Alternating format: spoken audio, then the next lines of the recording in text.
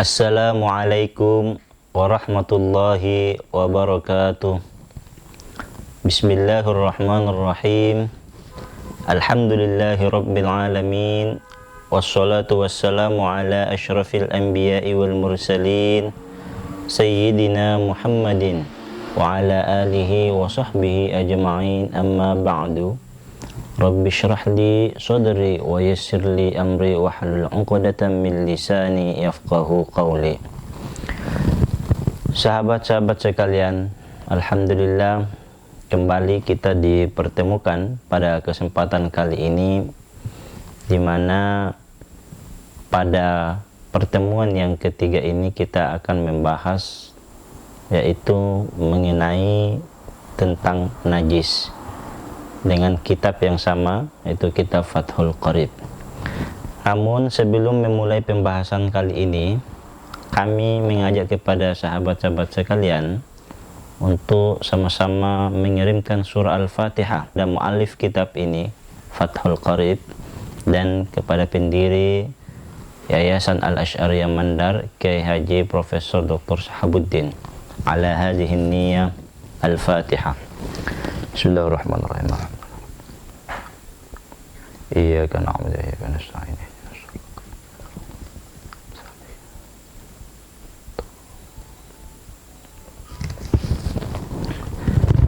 Bismillahirrahmanirrahim. Faslun, satu fasal, fi bayanin najasati wa izalatiha.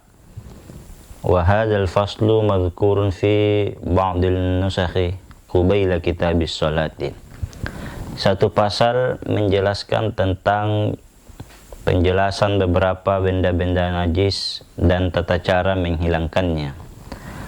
Fasal ini disebutkan di dalam sebagian redaksi kitab qubaila kitabis sholati, dijelaskan di dalam pembahasan sebelum bab sholat. Jadi dalam kitab-kitab yang lain pembahasan mengenai najis itu dibahas sebelum pembahasan bab sholat.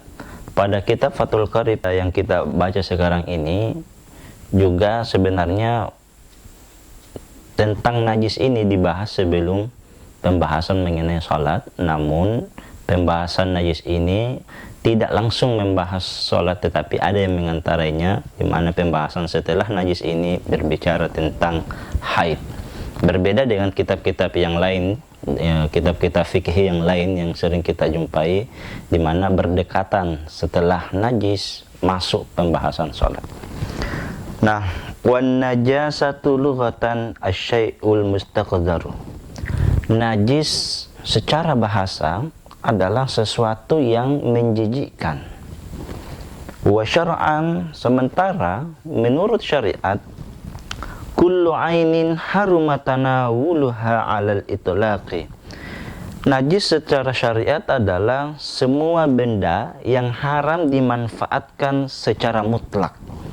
Halatal ikhtiyari ma'a suhulatit tamizi, dalam kondisi di mana seseorang tersebut memiliki kebebasan untuk memilih, ataukah dalam keadaan mampu membedakan najis tersebut.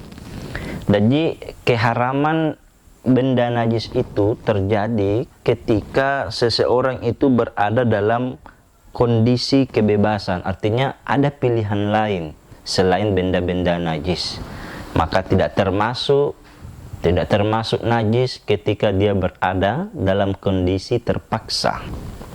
Yang kedua, ketika dia berada dalam keadaan mampu membedakan najis itu, artinya dia tidak susah untuk melihat keberadaan benda najis itu, sehingga ketika dia susah untuk membedakan atau melihat benda najis itu, maka di situ tidak haram.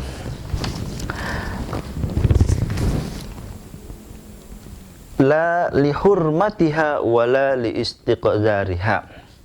Nah, keharaman tersebut bukan karena menghormati benda tersebut, dan bukan pula karena jijiknya benda tersebut. ya. Jadi diharamkannya sesuatu benda najis itu tidak karena benda tersebut dihormati, dan bukan juga karena benda tersebut sesuatu yang menjijikkan. Karena secara bahasa menjijikkan itu hanya masuk dalam pembahasan secara bahasa, sementara secara syariat itu tidak termasuk di dalamnya. Wala lidarariha fi badanin, di mana juga tidak berbahaya bagi tubuh, au aqlin, atau dan kepada akal. Wa dakhala fil itlaqi qalilun najasati, maka termasuk najis secara mutlak qalilun najasati, ketika najis itu dalam jumlah sedikit. Jadi sedikit banyaknya najis itu maka dia termasuk sesuatu yang diharamkan.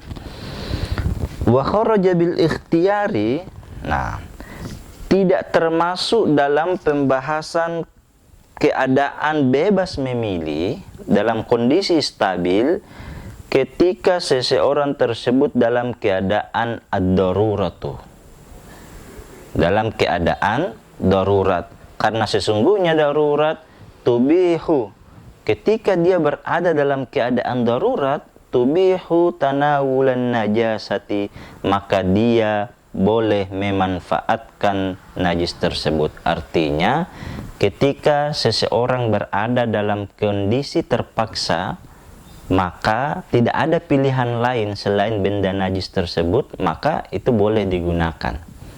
Hal ini sesuai dengan kaidah fikih ad-daruratu tubihul mahzurat. Contoh misalnya, ketika Anda berada di dalam hutan, di mana di hutan tersebut Anda tidak bisa menemukan satu makanan pun kecuali makanan yang bangkai misalnya. Karena inilah yang masuk dalam kategori darurat. Karena kalau Anda tidak memakan bangkai itu, maka Anda akan mati kelaparan. Sementara tidak ada pilihan lain. Nah, inilah yang dimaksud dengan dalam kondisi darurat.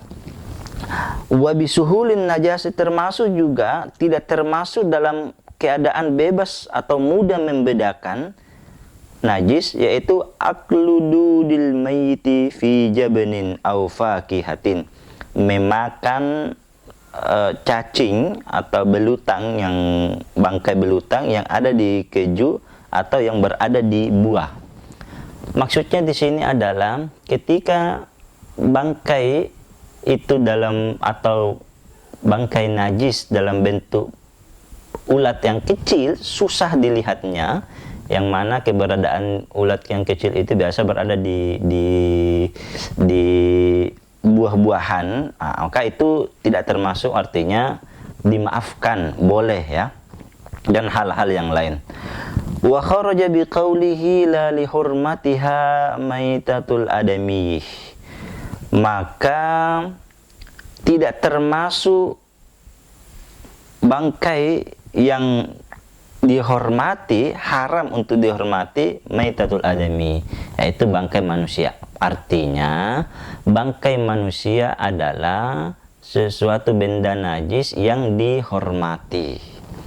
Wa bi adamil istiqzari, dan tidak termasuk sesuatu yang menjijikkan, yaitu al-maniyu, air mani, wa nahuhu, dan yang lain, contoh-contoh yang lainnya. Kemudian summa dzakaral musannifu dhabitan lin najisil khariji minal qubuli wad duburi. Musannif menjelaskan ketentuan-ketentuan najis yang keluar dari kubul dan dubur, atau kemaluan depan maupun kemaluan dari belakang, dengan perkataannya wa kullu ma'in kharaja minas sabilaini najisun. Setiap benda cair yang keluar dari dua jalan, maka itu termasuk dalam kategori najis. Huwa sadiqul bil kharijil mu'tadi kal bauli wal ghaiti. Apakah yang keluar itu sesuatu yang lumrah keluar, sering terjadi pada diri manusia, seperti misalnya kencing, atau buang air besar, ataukah sesuatu yang keluar itu yang jarang terjadi pada manusia, seperti misalnya darah dan nanah, maka itu juga termasuk dalam kategori benda yang sesuatu yang najis. Jadi apapun yang keluar dari dua kemaluan, apakah kemaluan yang ada di depan ataukah kemaluan yang dari belakang, seperti kencing, air mazi, kemudian buang nanah yang jarang keluar pada manusia, ataukah darah yang keluar, maka itu termasuk dalam kategori najis. Illal maniyah, kecuali mani. Mani itu tidak masuk dalam kategori yang najis.